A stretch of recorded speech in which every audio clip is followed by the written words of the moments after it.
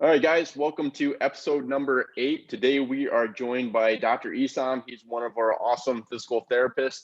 And the topic that we're going to tackle today is some myths surrounding CrossFit and having Dr. Esaam come in and kind of give his insight on the things regarding that topic. So welcome, Dr. Esaam, and it'd be awesome if you could just give us a little bit of background on who you are and who you specialize in working with and all that too. Yeah, definitely. Thank you for having me on, first of all.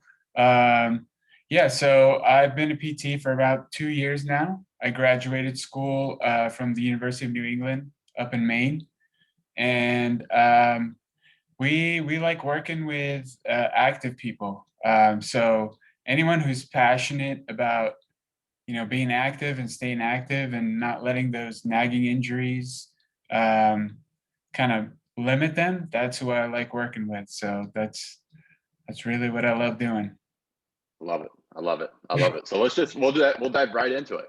So first of all, why does CrossFit, like with regards to CrossFit, like a lot of people like wonder, is CrossFit hard on my body? Is it something I should be doing? Is it, only for people that are athletic?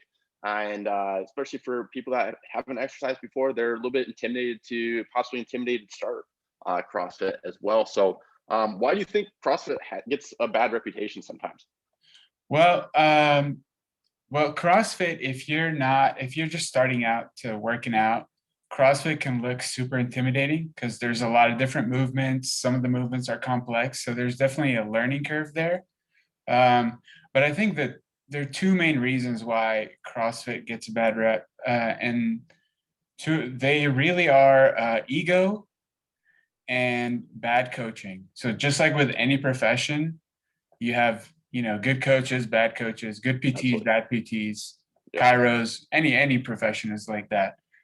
So if you have a bad coach and you're just starting out, that's already like you're at a big disadvantage right there, and you're setting yourself up pretty much for injury.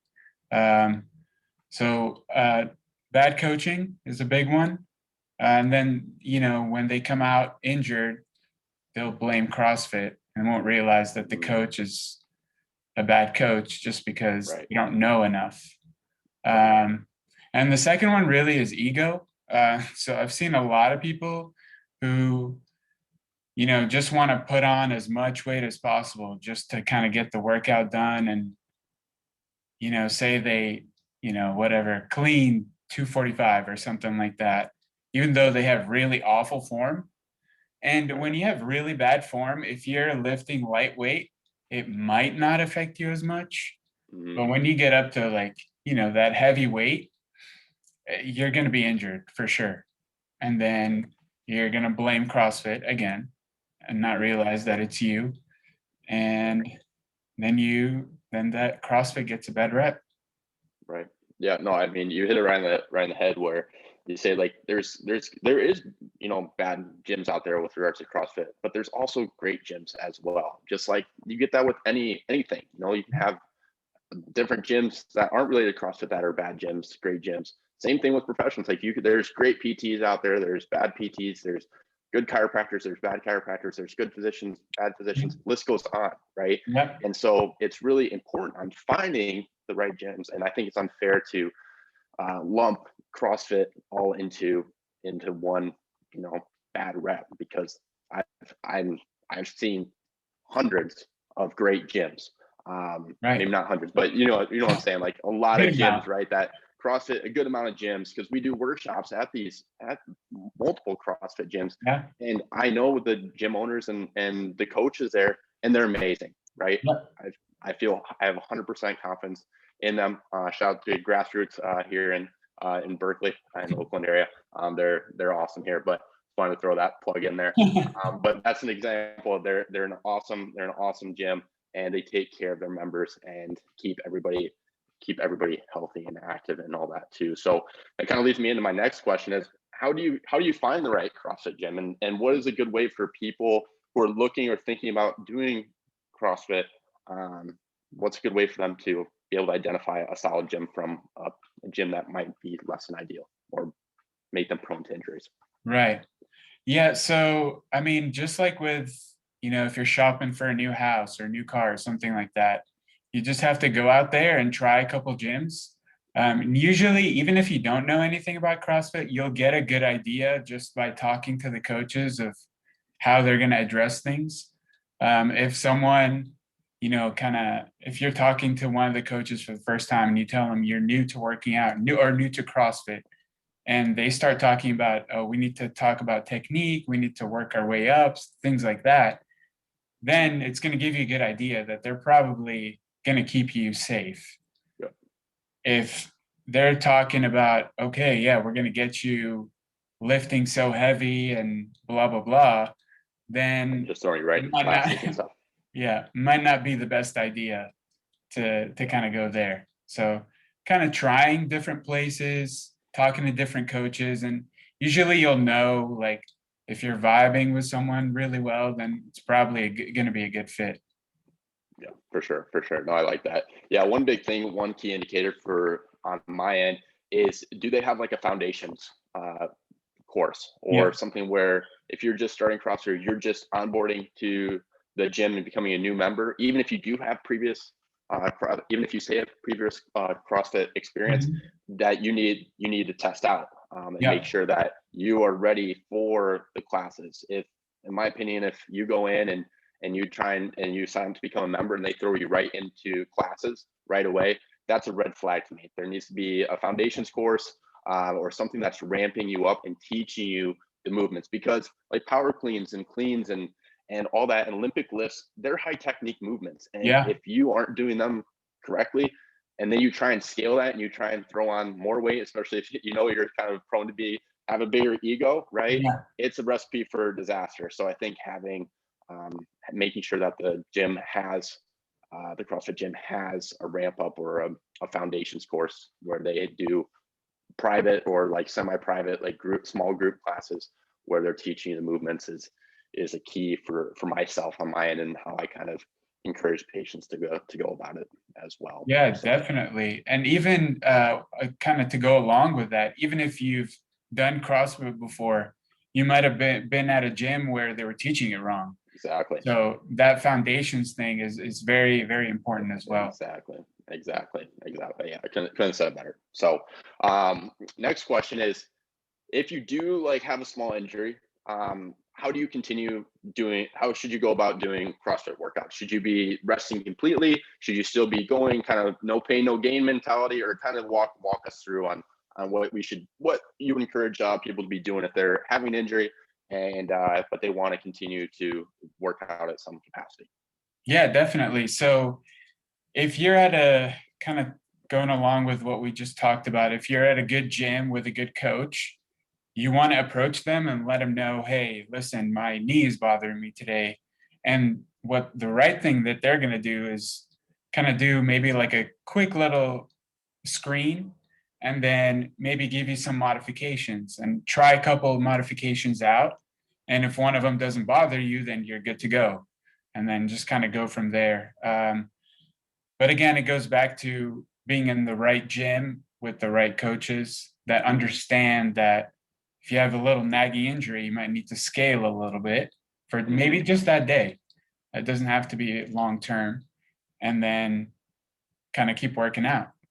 If it's something more serious, then you probably want to hit up a health professional and kind of go check it out for real to make sure that it's nothing that you're not, making it worse by keep working out. Right. But even then, you can kind of scale things to make things that you can do something at least. You don't have to stop completely and rest, because that's not going to heal anything. It's just going to delay yourself along the road.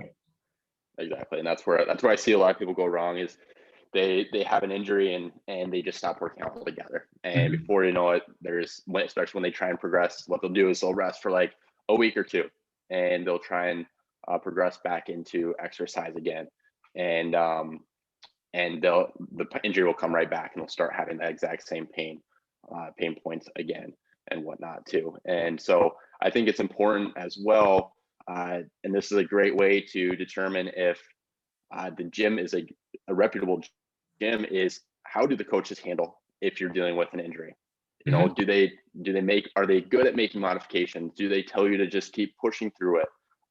And seeing what their opinions are on that as well. If they just tell you, one red flag for me is if they tell you just to keep pushing through the pain and whatnot too, that's kind of a red flag that maybe you're not at the right gym that you should be at as well too. So and then with regards to like CrossFit, is like and a lot of people say like, or ask, is doing CrossFit hard on my body? Like I hear a lot of people where they're like, oh, I feel like running is hard on the knees, or running is hard on, you know, X body part or joint. Is CrossFit hard on the body? I'm just gonna kind of leave it at that, open-ended. Sure. Yeah. I mean, CrossFit it's an intense workout for sure. It's a high intensity workout, but if you're doing the right technique and you're scaling when you need to scale and not just kind of doing things to harm yourself, then it's not going to be, you know, too tough on the body where you're going to kind of injure yourself. Again, it goes back to the coaching, your ego, and realizing when you need to scale versus when to push yourself. And that should come with the help of the coaching as well. That's what they're there for, really. Yeah, exactly. I mean, like, anything can be technically hard on the body. You know, if like you're severely deconditioned, you know, like walking could technically be hard on the body. If you like you're bedridden and you try and walk, that could be, and you could easily overdo it, right? That's obviously a very smaller scale. But the thing is, your body is very resilient. You can build your body up to withstand a lot of different stresses, right? So yeah, running can be hard on the body, but if you are strong and you have enough muscle mass and strength to support your joints and your body, it's not hard on your body at all. Same thing with CrossFit. You know, if the technique is good and you ramp yourself appropriately up into that and progress appropriately, it's not hard on the body at all. It's just bringing that your body up to speed at an appropriate, you know, rate without overdoing it and becoming injured. So I think that's a big myth out there that, you know, CrossFit is hard on the body. It can be, but that's the same thing with any activity, right? It just takes a little bit more time to scale and get your body right for it and prepared for it too. Yeah. And that goes back to and having a good coach and all that too. So, yeah, especially with like the Olympic lifting part of the CrossFit, that takes time. I mean, it's very, very difficult to come in day one and perfect those lifts. So some people might get a little impatient, start putting on more weight, and that's when they kind of run into trouble. So you just kind of have to be patient, focus on the technique, and the weight comes like pretty quickly after you've got the technique down. Yeah, absolutely. Another thing that this is a little bit off topic, but I thought about this too, because we see it a lot, especially in the Bay Area. Like I said, a lot of people are in tech. And so what they do is they're sitting so much throughout the day at a computer, and then they're trying to go into like doing these Olympic lifts, and they don't have the mobility, right? Yeah. And so it's not always about building up strength and resiliency that way, but also making sure that you have the mobility to be able to get into these positions as well. Because if you don't have the mobility, you're going to get compensation at the body, different areas of the body, and it's going to start breaking down too. So that's just a little caveat that we see a lot. So make sure that you also have the mobility going into it, and that the coach is helping you appropriately with that. And it's not always just focused on strength. They need to be making sure that they're implementing the right mobility stretches and foam rolling and soft tissue work as well. Make sure that you stay injury free. So, and one last question for you, Esaam, before we let you go. How often should you be doing CrossFit workshops or workouts? Sorry, CrossFit workouts. Like, is 5 times a week too much? Is every day too much? Is should we just be doing like twice a week? Kind of walk me through on that. Yeah, I mean, to be honest with you, it depends on the person. Some people may be good for them to start out, maybe like when you're first starting out, maybe like 2 to 3 times a week, just so you give your body time to recover a little bit more. But once you start getting used to it, your body starts adapting a lot faster, so that you can kind of do 4 to 5 times without feeling like your body's like falling apart after. or even like you're so sore that you can barely do any workout the next day. So when you're first starting out, maybe a couple days a week, and then kind of working your way up, kind of going back to exactly like we were talking about the lifts, ramping it up appropriately. You don't want to, if you've never done CrossFit before and you do it every day for the first time, you're going to be really sore, and you're going to have some aches and pains for sure. Absolutely. No, you're spot on there. You're spot on there. So any other words of advice for people that are thinking about doing CrossFit, or any other tips and tricks that you can give people here? Yeah, I mean, I don't think you should be discouraged at all by, what you hear out there that CrossFit's bad for your body or anything like that. Give it a shot. Kind of go shopping around your area for different gyms and find which one is a good fit for you. Try it out. Sometimes you might have to kind of try out a gym and you realize after a month, I don't really like it, and try out another gym for another month. The good thing about a lot of the CrossFit gyms is that they're month-to-month memberships. So if you want to do that, then you can switch around as many times as you want until you find a place where you kind of feel like, you're comfortable there. And and just be consistent as well if you're going to do it, because those, like we talked about with the Olympic lifts, they take time, and you need to kind of get the reps in order to perfect them, so you're not frustrated all the time. Yeah, absolutely. No, I love it. I love it, Esaam. So I appreciate all your words of wisdom here, and I know there's a lot of people out there that got a lot of benefit from listening to this too, and breaking some of the myths that are out there as well. So if somebody's looking to contact you, Esaam, what's the best way to do it, and how can they potentially work with you if they're interested? Yeah, definitely. So I'm at the West Hollywood location of Pro+Kinetix. So we're inside Hollywood Strength and Performance on La Brea. So you can even reach out to Hollywood Strength and Performance, and they can get us in touch.